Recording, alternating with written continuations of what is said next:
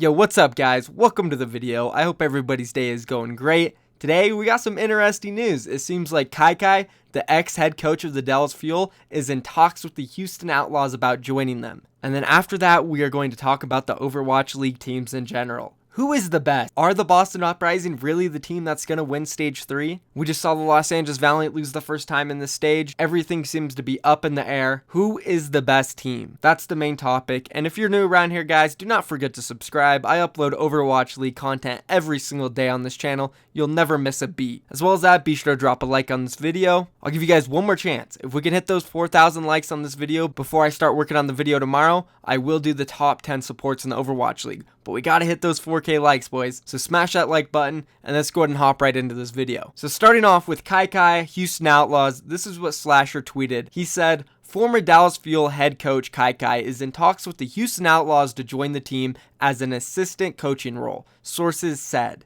He also said this in a follow-up tweet. Outlaws players Jake, Raucus, Coolmat, and Fact Fiction all played under KYKY in the 2017 Overwatch World Cup for USA, who put up the strongest competition to the champions, South Korea. KYKY hand-selected the team after tryouts and has a good relationship with the players. Very interesting leak here coming out from Slasher. Seems like the Houston Outlaws might be looking for another assistant coach. KYKY obviously looking for another home in the Overwatch League. Now, I don't know exactly how I think of this. Of course, it does make sense because those players from Team USA, like Jake, Raucus, everyone who Slasher listed, do have experience with KYKY, so they would know if KYKY is a good coach or not, or if they just like working with him in general. And the fact that we've seen some of them come out on Twitter when he was under fire a few weeks ago and defend him, it does seem like they did think he was a good coach. So at the end of the day, it would make sense to see KYKY join this team. And as much as I don't think he did a good job for Dallas Fuel as their head coach, you know, he could be a good assistant coach for the Houston Outlaws. He has the experience. He was a professional player in the past. He understands the game at a high level. And I think in a position where there is a lot less scrutiny and a bunch of people looking to blame him, he'll definitely have less pressure and feel free to do the things he wants to do. So for KYKY, this does seem like a really good move. As for the Houston Outlaws, it also seems like a good move. It's always good to bring in another type of coach, somebody that can help out around, whether you need more analytical work, whether you need more mental help with the players, whatever it be, it's always good to bring more people in as long as they're dedicated and they want to work for the team to be the best, then it's good. The only thing I have to say about this is, you know, it's cool you're picking up another assistant coach. A lot of rumors were that the Houston Outlaws didn't have money to pick up a Tracer player, which is just obviously ridiculous. It's Optic. They have plenty of money. If they wanted to pick up a Tracer, they 100% could have. And although Jake probably had his best performance on Tracer in their last match, I still do think they would have been in a much better position right now if they would have had a Tracer from the start, or at least if they would have gotten one during the trade window, which 100% they needed to. There's no doubt in my mind that if they had a Tracer right now, they would be much better. The fact of the matter is that it's a Tracer-dominated meta, and the Houston Outlaws right now, they've been pretty inconsistent. Depending on the day and the team that they are facing, you don't really know what you're going to get out of them. The only thing at the end of the day that the Houston Outlaws are really good at is being a team and working together. In Houston, they have definitely struggled against those teams that have had prominent Tracers. When they went up against the Boston Uprising, they clearly struggled having Striker just dominate them. It was the same thing when they went up against the Philadelphia Fusion, Snello and Carpe. They were all over them. They just don't have a Tracer that is good enough to be able to check these other Tracers like Snello, Carpe, Prophet, SBB, and Striker. That's why when you see most of these teams face each other, Tracers often get into 1v1 duels because they're trying to stop the other Tracer from killing their whole team. The Outlaws can't do that because when they try, they just end up getting one clipped and losing the 1v1 battle. And technically, me sitting here talking about the Houston Outlaws and then picking up KYKY has led to me talking about them overall as a team, which is basically what I'm going to do in this video. I'm going to go through all the teams, talk about what some of their problems are right now, what their chances look like to make the playoffs, can they win Stage 3, and so on and so forth. And I guess I'll just save the rest for the Houston Outlaws later, and let's just go ahead and go down in order with the league standings right now. So starting off with the New York Excelsior. Currently, they're sitting first overall in the league standings, 22-3 with a map difference of plus 54. Miles ahead of anybody else in the league. They are more than likely going to be the #1 seed heading into the playoffs. If not, they definitely have a spot secured. They've literally only lost 4 matches during this entire league, including the playoffs. 2 of their losses come to the London Spitfire, 1 from the Boston Uprising, and 1 from the Philadelphia Fusion. Pretty much the top 4 teams in the entire league so far. They also won the most recent stage, so quite frankly, the New York Excelsior are the most dominant team in the entire league so far. They're also the most consistent, and I'd say they have the most superstars on their team as well. I mean, let's just be honest. It's almost impossible to lose when you have Jay Jonak,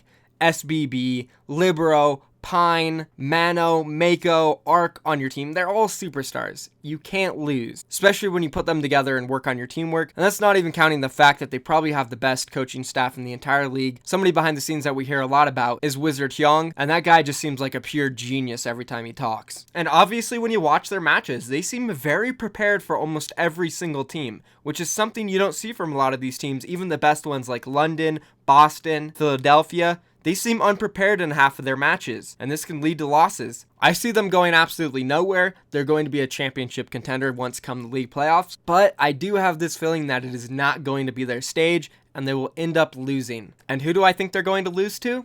The Boston Uprising, who are currently sitting at rank number 2 in the Overwatch League overall standings. Yeah, you guys heard me right. They climbed above the London Spitfire, Seoul Dynasty, LA Valiant. They've climbed above everybody besides the New York Excelsior. They're sitting at 18-8 with a map differential of plus 18.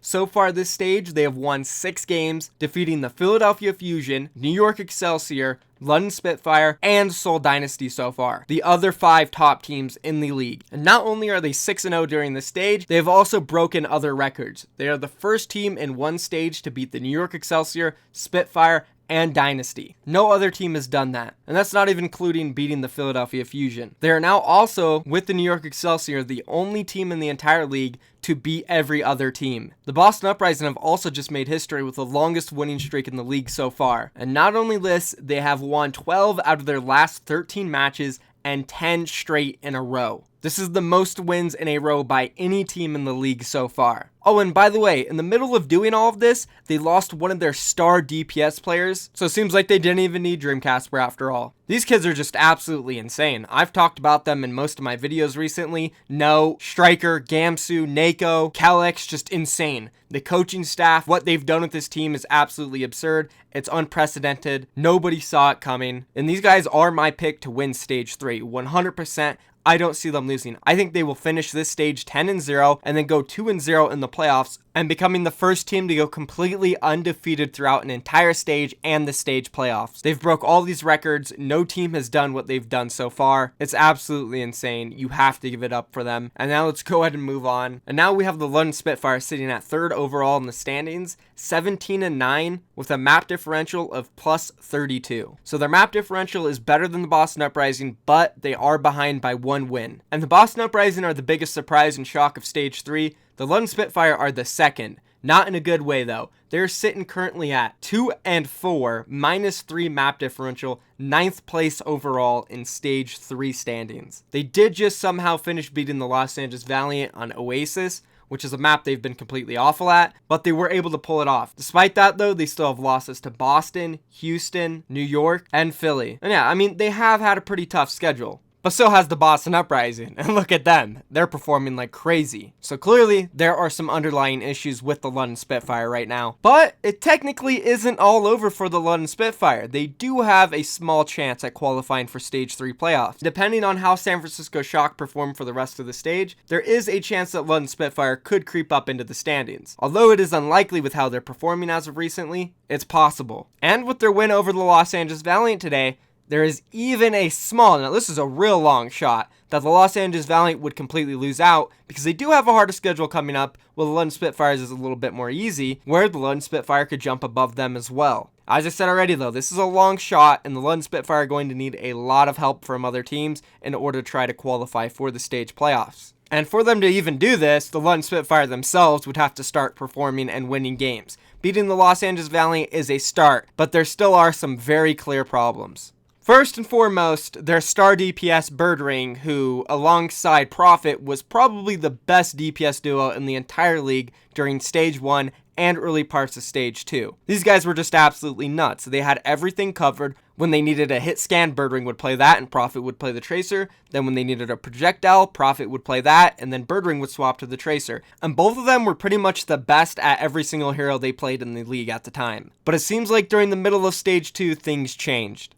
Birdring, he stopped having world-class performances. He was losing a lot of 1v1 duels on Tracer and Widowmaker. And then when Stage 2 playoffs came, he got outplayed hard by Carpe in the Philadelphia Fusion, and he had one of the worst individual performances I've ever seen from him. As for Prophet, he did have a couple hiccups here and there, not even nearly as bad as Birdring. He still stayed pretty consistent, and as of recently in their past 3 games, Prophet has actually played amazing. He's the sole reason it has even been close. But that really doesn't matter when you're basically the only DPS player on your team. They no longer are even running Birdring. I don't know what's up with him. It is more than likely that he is extremely burned out and just needed a break, and hopefully for the London Spitfire's sake, he can come back even better, and if not, at least as good as he was before, because they need him back. Prophet can't do it alone. Hureg has not been a good replacement. Sure, he has been doing a decent job at playing the supportive type DPS role, but when they're forced to run a Widowmaker, he gets outdueled by everybody. Specifically today against Soon, he got absolutely wrecked. The only hero that he's looked above average on is the Sombra, and Sombra is a really supportive DPS role. So right now they're really honestly going as far as Prophet can take them, because we've seen a drop in performance from everybody else on the roster too, not just Birdring. Gesture, a guy who I considered the best main tank in the world,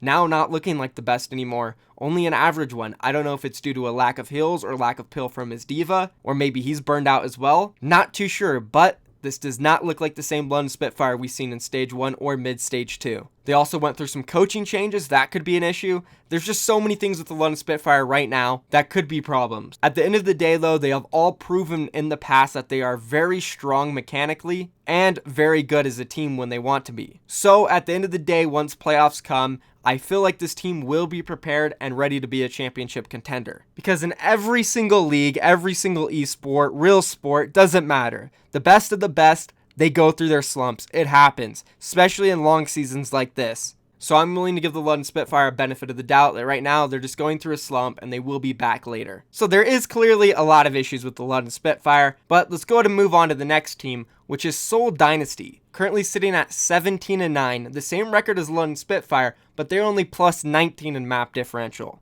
Now, what's been surprising to me is looking up here and seeing Seoul Dynasty so high in the standings, yet they have so far been unable to qualify for a stage playoff. The Houston Outlaws have, the Philadelphia Fusion have, the London Spitfire have twice, New York Excelsior has. And what's interesting about the Seoul Dynasty is that they have consistently stayed up here, even though at times they've looked pretty bad. They've probably been the most consistent and most inconsistent team in the league so far. The good thing about them is they are consistently able to beat the teams like Philly, LA Valiant, LA Gladiators, and Houston Outlaws. As for the teams that I all just listed, they usually lose to each other in different combinations and variables. So that's the main reason we do see Seoul Dynasty still up here. But that doesn't mean they're a great team. In matter of fact, right now, I don't think they're better than the Los Angeles Valiant. I don't think they're better than Philadelphia Fusion, and maybe even Houston Outlaws. And despite beating the San Francisco Shock a couple weeks ago, San Francisco Shock are looking amazing now. Currently for Stage 3, the Seoul Dynasty are sitting at 3-3, map differential of +1. And honestly, I would say the London Spitfire have a better chance at making it than Seoul Dynasty in the stage playoffs. Because Seoul Dynasty's schedule is looking pretty tough. They have Philly coming up, New York coming up, London coming up, and even the Houston Outlaws. And you never know what's going to happen when the Houston Outlaws are playing. They can take any team to Game 5, and when you go to Game 5, you also never know what's going to happen. So Seoul Dynasty,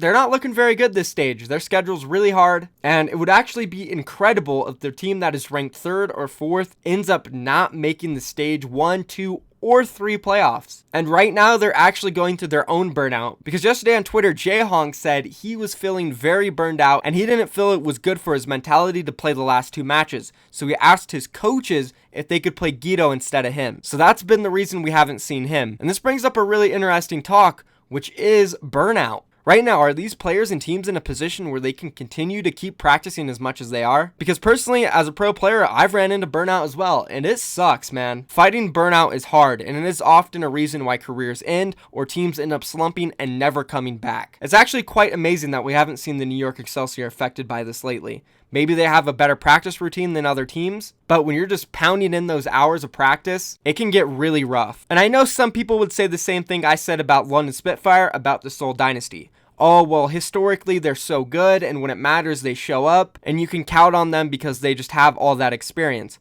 Well, technically, I would disagree because they haven't shown it in the league yet. All that stuff from OG and Apex doesn't matter anymore. That stuff is out the window, guys. It's been basically a year since the Seoul Dynasty have looked like the best team in the world, and in the Overwatch League so far, every time they needed to win a match to advance into the playoffs, they've lost, and they lost pretty badly. I don't know if they're suffering from poor coaching, poor management. Not sure what the deal is with Seoul Dynasty. They're not the type of team like Dallas Fuel who goes out and tweets their issues in front of everybody, but there's clearly something going on. There obviously still is that small chance that they could win the championship, and if you were to tell me right now that you went into the future and they did end up winning it, I would be surprised, but not too surprised. It's a possibility. But that's basically it for the Seoul Dynasty. They're in a very weird position, and they definitely need to start performing pretty soon to prove that they are a championship contender. Moving on next to the Los Angeles Valiant, they're sitting at rank 5, 16 wins, 10 losses, plus 21 in map difference. And surprisingly, the Los Angeles Valiant have had an incredible stage so far. Sure, they haven't faced the strongest competition, and arguably London was the best team they played so far, and they did end up losing, but they're still 5-1, and they look much better this stage than they did in the last one. They're sitting in a really good spot to make the Stage 3 playoffs as well. All they have to do is win maybe 1 or 2 more matches. The problem for them is that they're facing the Houston Outlaws, Boston Uprising, Philadelphia Fusion, and Florida Mayhem. Those are some really strong teams, and they'll probably end up losing 2 out of 4, maybe 3 out of 4. And if they do end up losing 3 games, there is a potential chance that they lose their spot in the top 4. I think the Space hype has died down a little bit. Sure, he had a really good performance in those first 2 matches, but we also have to look at who they were against. One of them was against Shanghai Dragons, the other was against the Dallas Fuel, and they were all stomps, 4-0, 4-0, 4-0. So of course he's going to have an amazing stat line. Now watching them go up against the LA Gladiators and the London Spitfire, he hasn't looked as great. Sure, still pretty decent, but not nearly as good as he was in the first couple weeks. Overall, I do think they have a well-rounded roster. Soon is really good. Bunnies looked really good. Agilities is really good. DPSs look great. Fates looked good. Custa's been a great addition. His leadership has definitely helped this team, and they look a lot more happy as well. So LA Valiant, if they can just win 2 of their 4 games, they're more than likely going to advance to the playoffs. And they'll definitely be a playoff contender. I wouldn't say they have a good chance at winning the championship, but they definitely do have a good chance at winning in the first round of the playoffs, and maybe the second round if they're lucky. And that's it for the LA Valiant. Now let's move on to the 6th ranked Philadelphia Fusion, currently sitting at 16-10. Very close to the LA Valiant, but they haven't been as consistent. They're plus 8, 13 maps behind the LA Valiant. And the Stage 3 standings, they're 3-3, plus 0. So really far behind the LA Valiant there. They do have a 2-match lead over the 7th ranked Houston Outlaws. And Philadelphia Fusion, these guys are probably the most inconsistent team in the league. No matter who they face, Philadelphia Fusion are going to go to Game 5. We've seen it consistently. Went to Game 5 against Boston, New York, London, Seoul, LA Valiant, Houston Outlaws, LA Gladiators, San Francisco Shock. Well, actually, they lost to San Francisco Shock today, but they have gone to Game 5 with San Francisco Shock, the Dallas Fuel, Florida Mayhem. They even went to a Game 5 with Shanghai Dragons. Philadelphia Fusion love to go to the 5th map. The thing about them, though, is when they're clicking, they're clicking. Snillo, he's came out of nowhere and looked amazing on Tracer. This has added a whole nother level of depth for them. It's kind of similar to how good the London Spitfire were with Birdring and Prophet being able to flex all those heroes, but with 3 players instead of 2. They want to play that projectile and Tracer, they run Carpe and EQO. They want to play that deadly Tracer with a hit scan, they run Carpe and Snillo. What's interesting about them is, though, in the 4th stage, they will have Sato coming in. And it'll be interesting to see how they can do with him, considering Fraggy has received a lot of criticism for their bad performances. And Sato could end up being what they need to bolster them to the absolute best team in the league, and even a championship contender. So far this stage, they've lost to San Francisco, they've lost to Boston, and they've lost to New York. They have beat the Outlaws, they have beat the London Spitfire, they have Seoul, Shanghai, Dallas, and the LA Valiant coming up. All very winnable games, and if they can win them all, there's a good chance they do make the stage playoff. Especially if they beat the Los Angeles Valiant, that could knock them out. Beating Seoul Dynasty, that'll knock them down. And despite the LA Valiant being considerably higher than them in both of the standings, I do feel like the Philadelphia Fusion have a much better chance being able to win the full championship. I feel like the pieces on Philadelphia Fusion come together better, and when it comes down to it, they will have a better shot at beating New York Excelsior, London Spitfire, Boston Uprising, whoever they're facing in the finals if they get there. So I'm going to go ahead and end the video here, guys. I talked about the top 7 teams in the league. I'll probably talk about the rest in the video tomorrow. I don't want this to get too long. Thank you for watching. Let me know if you enjoyed this. Now there's not a lot of signings, drama, all the crazy stuff going on, we can get back to the original Overwatch League content where I talk about the actual teams, why they're good, why they're struggling, what they can do to do better, all the good stuff. So let me know if you're happy about that. Drop a like on the video, subscribe to the channel if you enjoy Overwatch League content, and I'm out of here, guys. Peace.